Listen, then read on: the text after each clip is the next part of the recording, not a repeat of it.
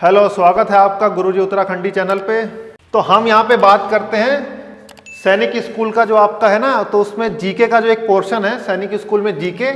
तो उस जीके में जो है मैं आपको पार्लियामेंट और फंडामेंटल राइट, दो टॉपिक हैं पॉलिटी के। तो आज जो है मैं आपको पार्लियामेंट की बात करता हूँ। तो सबसे पहले आप समझिए पार्लियामेंट क्या होता है। संसद भवन को बोलते हैं, जो कि आपका दिल्ली के अंदर है। ये है इंडिया का, क्या है ये इंडिया का लेजिस्लेचर है, जहां पे कानून बनाए जाते हैं। ठीक है, पार्लियामेंट क्या है? लेजिस्लेचर है। ठीक है,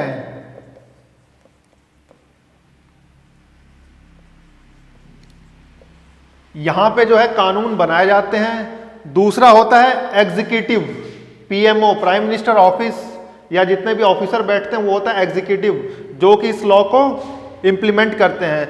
और जो जुडिशियरी होता है, यानी कि कोर्ट, चाहे वो डिस्ट्रिक्ट कोर्ट से लेकर सुप्रीम कोर्ट तक हो, ये होते हैं संभालने वाले, कस्टोडियंस ऑफ द लॉ। ठीक है, ये लॉ को संभालते हैं, इंप्लीमेंट करवाते हैं। ठीक है, तो अब सबसे पहले तो ये बताइए कि पार्लियामेंट में क्या क्या आता है। Parliament consist of 3 parts. सबसे पहला क्या होता है? लोकसभा। ठीक है, दूसरा क्या होता है? राज्यसभा। ठीक है, और तीसरा कौन सा होता है? अगर आप तीसरा कॉमन सेंस लगाएंगे ना, तो कॉमन सेंस से पता लग जाएगा बिल कहाँ पास होने जाता है। पहला तो होता है लोकसभा या राज्यसभा, किसी एक में गया, फिर दूसरे हाउस में जाता है, उस पर फिर साइन होते हैं। किसके साइन होते हैं? उस पर साइन होते हैं प्रेसिडेंट के। तो तीसरा पार्ट इसका कौन सा हो गया? प्रेसिडेंट हो गया। ठीक है, प्रेसिडेंट। तो ये आपके 3 पार्ट हैं, किसके? पार्लियामेंट के। ठीक है, तो लोकसभा का जो मेंबर होता है, लोकसभा का जो मेंबर होता है, उसकी मिनिमम एज क्या होनी चाहिए? अगर आपको लोकसभा का मेंबर बनना है, चुनाव लड़ना है, तो मिनिमम एज होनी चाहिए कितनी? 25। राज्यसभा में मिनिमम एज कितनी होती है? 30। और प्रेसिडेंट में मिनिमम एज कितनी होती है? 35। ठीक है, अब इसी तरह नीचे आ जाओ। जो स्टेट लेजिस्लेटिव असेंबली होती है, स्टेट लेजिस्लेटिव काउंसिल होता है, और गवर्नर होता है। ठीक है, तो उसी तरह से अगर स्टेट लेजिस्लेटिव असेंबली देखोगे, तो इसमें कितना होता है एमएलए की मिनिमम एज? 25। ठीक है, स्टेट लेजिस्लेटिव काउंसिल में कितना होता है? 30।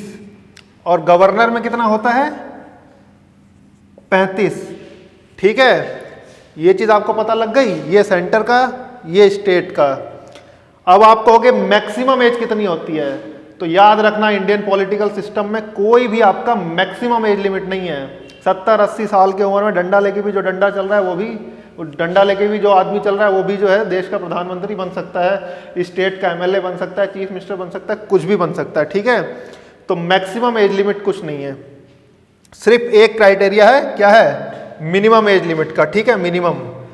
अब स्टेट लेजिस्लेटिव काउंसिल अगर आप देखोगे, तो पूरे इंडिया में अब तक कितने स्टेट में था? 7 स्टेट में था। पर अब ये 7 स्टेट में नहीं है। अब कितने स्टेट में है ये? अब है 6 स्टेट में। 7वां स्टेट जो था वो जम्मू कश्मीर था। तो जम्मू कश्मीर और लद्दाख यूनियन टेरिटरी अलग अलग बन चुके हैं, तो वहां से स्टेट लेजिस्लेटिव काउंसिल हट चुकी है। जैसे पार्लियामेंट में 2 हाउस होते हैं, अपर हाउस और लोअर हाउस, तो मैक्सिमम स्टेट में सिर्फ सिंगल हाउस है, स्टेट लेजिस्लेटिव असेंबली। बट कुछ स्टेट में 2 हैं, जैसे आपका यूपी, बिहार, कर्नाटक, महाराष्ट्र, ठीक है, आंध्रा, तेलंगाना, ये होगा। और एक जम्मू कश्मीर था जो कि अब हट चुका है। ठीक है, तो ये आपका जो है बेसिक है, किसका? पार्लियामेंट का है। ठीक है, और एक चीज मैं और बता दूं, जो आपके जो ग्राम प्रधान के इलेक्शन होते हैं ना, ग्राम